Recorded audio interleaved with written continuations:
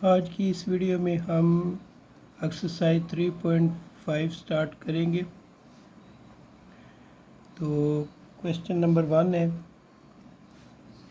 Find the value of each of the determinant. हमने determinant मालूम करना है। तो इसका फर्स्ट पार्ट करते हैं। फर्स्ट पार्ट है 10, 5, 4 और 6।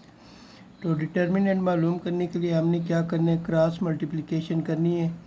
10 को मल्टीप्लाई करना है 6 के साथ और 4 को मल्टीप्लाई करना है 5 के साथ। तो 10 मल्टीप्लाई 6 माइनस 4 मल्टीप्लाई 5। 10 6 ज़ा 60 माइनस 4 5 ज़ा 20।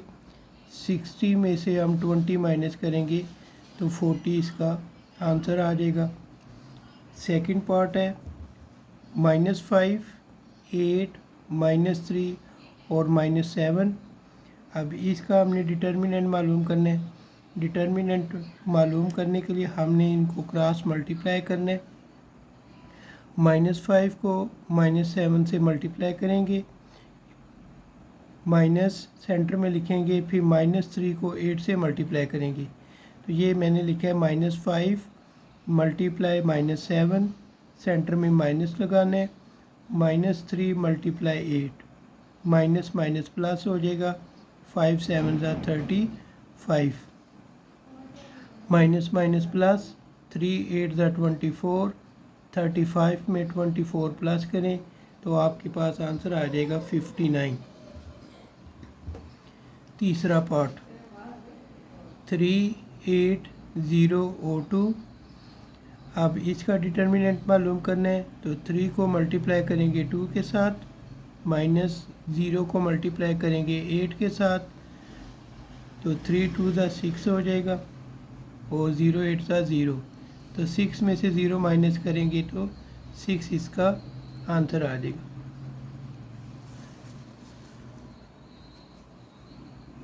क्वेश्चन नंबर 2, फाइंड सिंगुलर और नॉन सिंगुलर।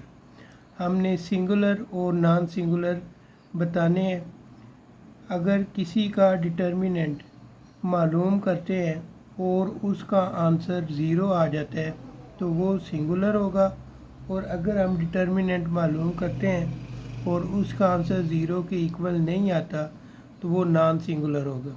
ये सिंगुलर और नॉन सिंगुलर की निशानी है। याद रखना है आपने, सिंगुलर और नॉन सिंगुलर जब भी क्वेश्चन करना है सबसे पहले उसका डिटर्मिनेंट लेना है।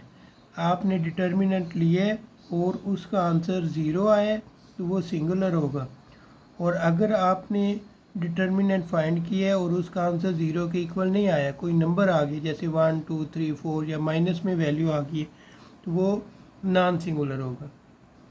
तो क्वेश्चन 2 का फर्स्ट पार्ट करते हैं। a = 5 3 3 और 2। अब चूँकि हमने इसमें डिटर्मिनेंट मालूम करना है और ये a है, a के साथ हम इस तरीके से लिखते हैं डिटर्मिनेंट मालूम करने के लिए। इसको मॉडुलस भी पढ़ते हैं और a डिटर्मिनेंट भी बोलते हैं। इक्वल आपको डिटर्मिनेंट मालूम करते हुए क्या बताया था, उनकी क्रॉस मल्टीप्लिकेशन करनी है जो आपको मैट्रिक्स दिया गया। तो आपने 5 को मल्टीप्लाई करना है 2 के साथ, -3 को मल्टीप्लाई करना है 3 के साथ। तो ये हमने लिख लिया है। अब 5 2 ज़ा आपके पास 10 हो जाएगा, माइनस लिखेंगे 3 3 ज़ा 9, 10 में से 9 माइनस करेंगे 1। ये 1 जो है वो 0 के इक्वल नहीं है, इसीलिए मैंने लिखा है 1 नॉट इक्वल टू 0।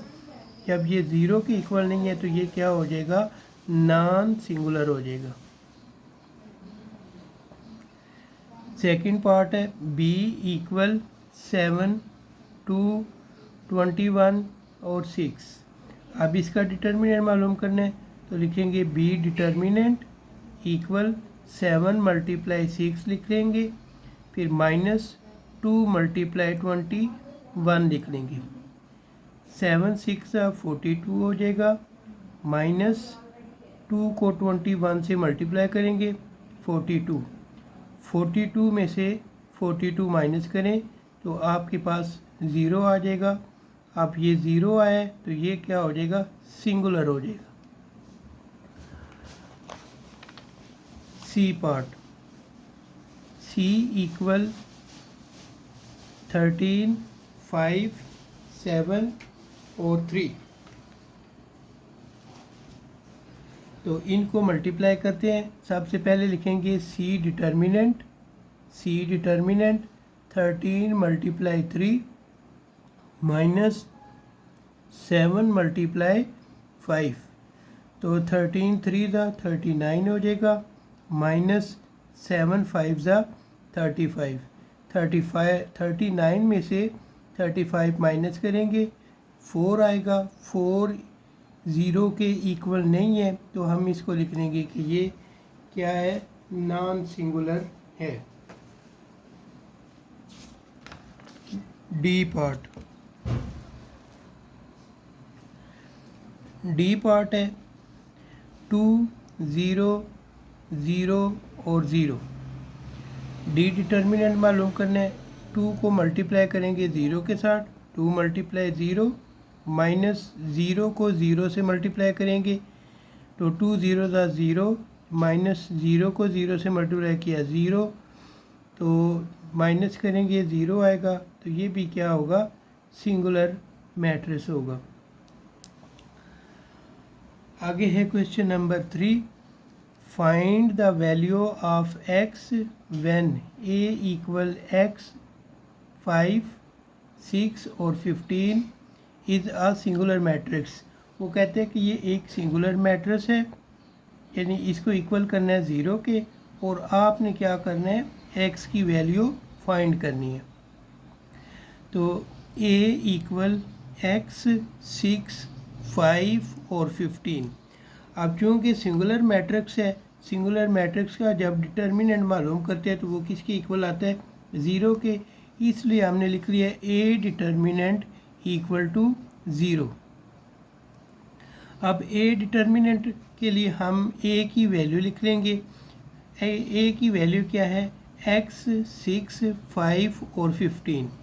अब इनको क्रॉस मल्टीप्लाई करेंगे, x को मल्टीप्लाई करेंगे 15 के साथ, ये मानिए लिख लिया, माइनस 5 को मल्टीप्लाई करेंगे 6 के साथ, तो ये लिख लिया, इक्वल टू 0।